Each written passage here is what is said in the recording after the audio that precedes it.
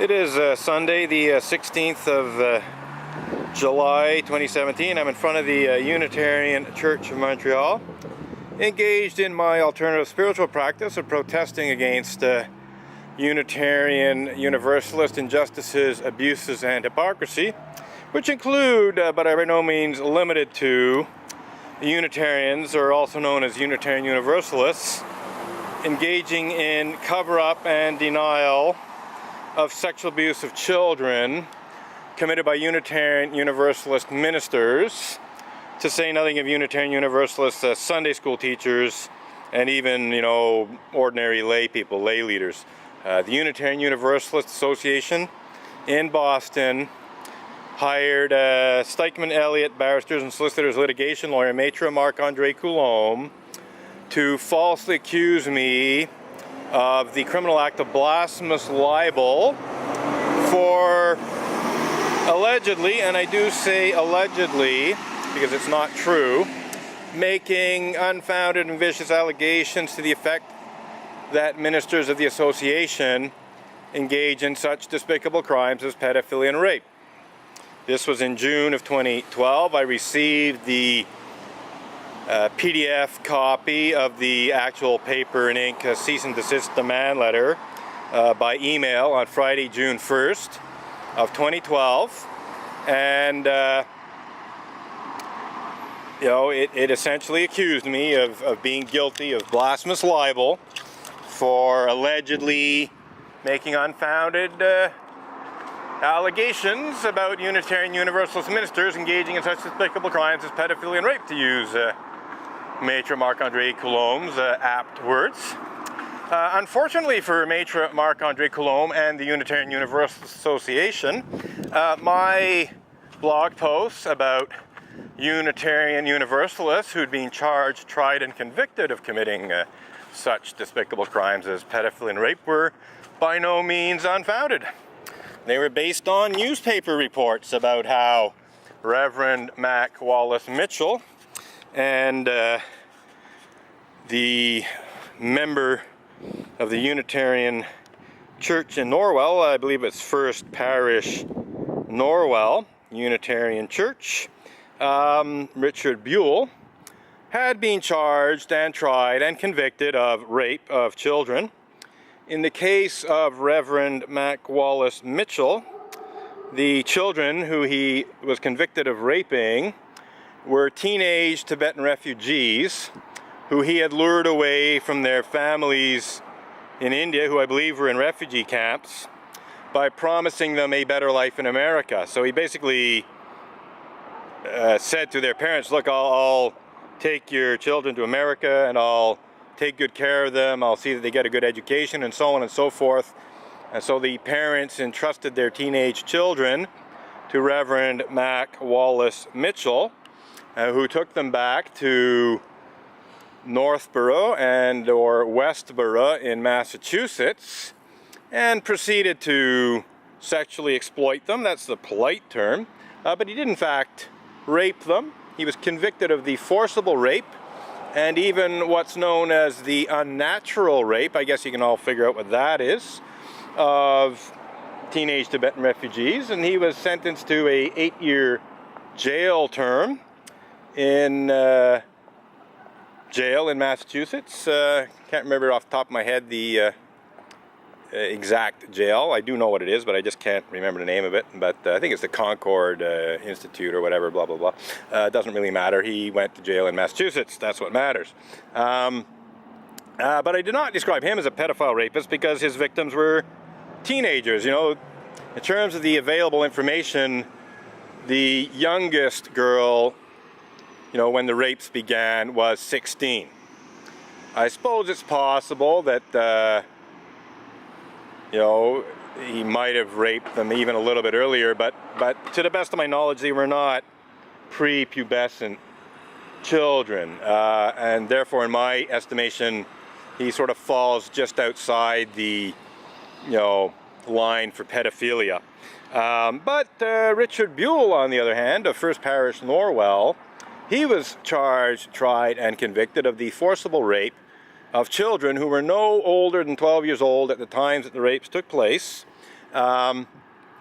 which could have been, the children could have been as young as 6, according to some estimates, and certainly were somewhere between 9 and 12 years old when the rapes took place. Again, one more time, no older than 12 years old at the oldest when the rapes took place. This makes Richard Buell a pedophile rapist, in my estimation, and that is the term that I use to describe him in my blog posts. This is where the Unitarian Universalist Association got the term pedophilia from, because I did not actually speak about any other Unitarian Universalist pedophiles. I could have. There certainly are some. There are some who were Unitarian Universalist ministers who were charged, tried, and convicted of the sexual abuse of very young children, essentially pedophilia. But I hadn't actually blogged about them before I was served with this demand letter in June of 2012. This is just one of the ways that Unitarian Universalists cover up and deny child sex abuse committed by Unitarian Universalist ministers and Sunday school teachers and so on. So, got some people showing up here. Gave me a little honk. Oh, I do like how the chalk slogan reflects in the side of the car there. So, anyhow. Well, it looks like somebody stalled or shut off his engine. Alright, so we will continue our little spiel. I think we're almost done here in terms of time left on the memory card. I got about 8 minutes of recording left, so I think we're going to wrap up today's protest. But before doing so, I will just remind people what I said earlier today, is that another way in which Unitarian Universalists outright deny sexual abuse of children by Unitarian Universalist ministers is by saying it never happened. And unfortunately, and indeed quite despicably, I would say, the recently deceased moderator of the Unitarian Universalist Association, UUA moderator Jim Key, also known as James C. Key, risk management consultant, who I like to describe as Jim See No Evil Key. He actually had the unmitigated gall to outright deny any sexual abuse of children by Unitarian Universalist ministers in what was supposed to be a UUA board apology to victims of Unitarian Universalist clergy sexual misconduct, which he inappropriately inserted into the middle of his first moderator's report to the General Assembly of the Unitarian Universalists in Providence, Rhode Island in June of 2014. The exact words of Jim See No Evil Key are, and came in the middle of his apology, which is available on the internet. Just Google, UA moderator Jim Key, moderator's report 2014, apology, whatever. You'll find it. You'll probably find it on my blog post too. His exact words were, there were no incidents of abuse of children or elders in my investigations.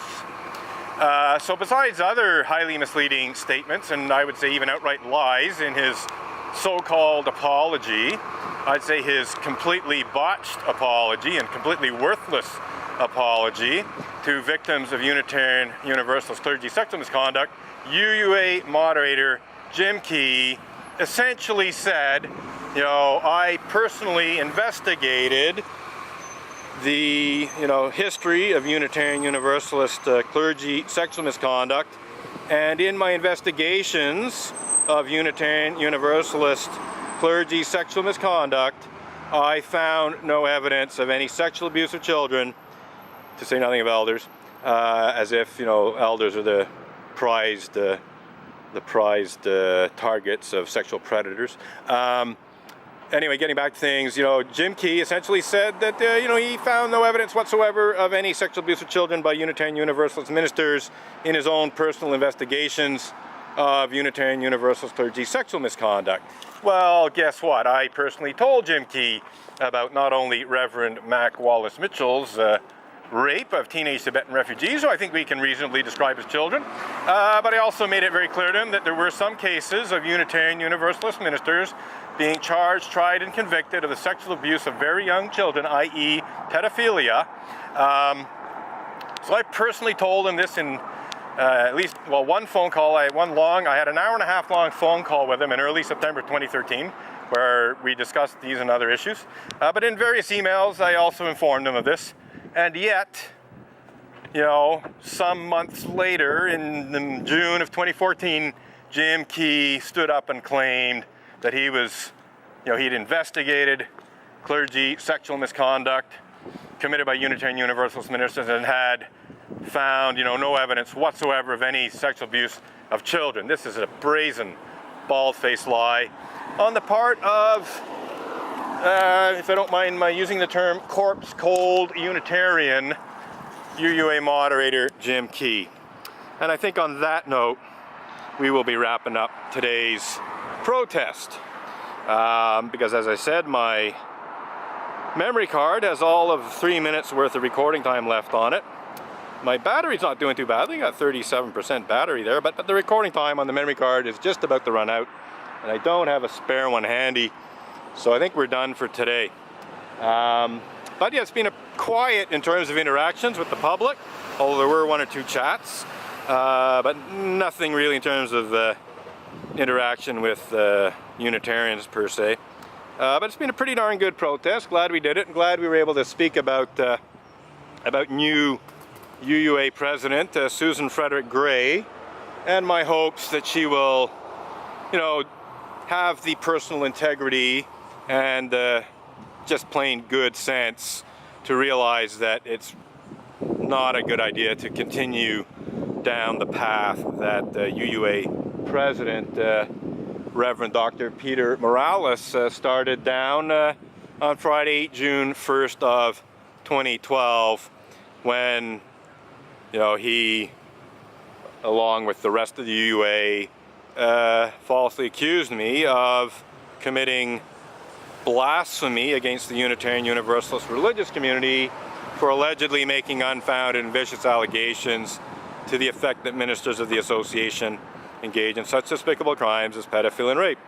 Really hoping that Reverend Susan Frederick Gray and the new top-level leadership of the UUA, including the new version or semi-new version of the UUA Board of Trustees, will realize that it really is long past time for the UUA to throw in the proverbial towel and formally withdraw its false, blasphemous libel accusation against me.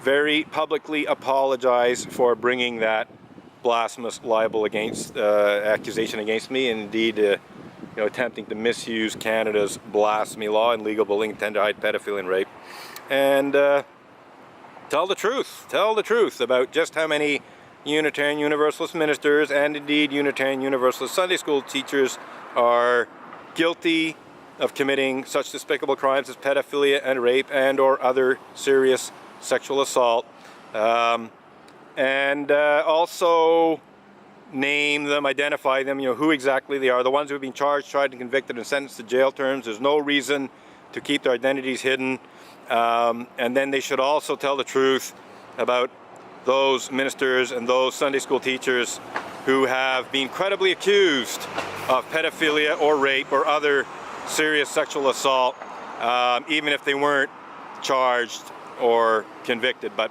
were nonetheless credibly accused. And that's it for Sunday, June 16th of 2017. We're out of time here, folks.